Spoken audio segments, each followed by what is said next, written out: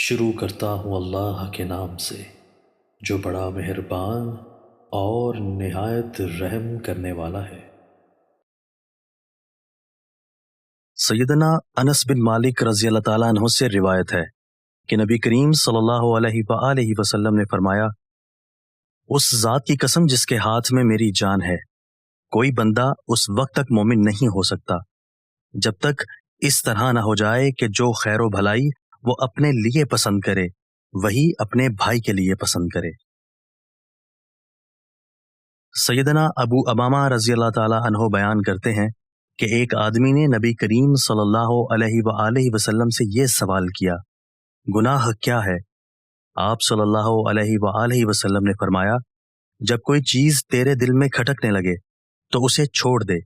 اس نے کہا، ایمان کیا ہے؟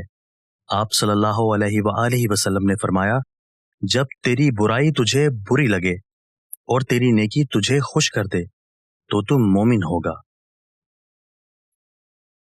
سیدنا عباس بن عبد المطلب رضی اللہ تعالیٰ عنہ سے مروی ہے کہ انہوں نے رسول اللہ صلی اللہ علیہ وآلہ وسلم کو یہ فرماتے ہوئے سنا، اس بندے نے ایمان کا ذائقہ چکھ لیا جو اللہ تعالیٰ کے رب ہونے، اسلام کے دین ہونے اور محمد صلی اللہ علیہ وآلہ وسلم کے نبی اور رسول ہونے پر راضی ہو گیا۔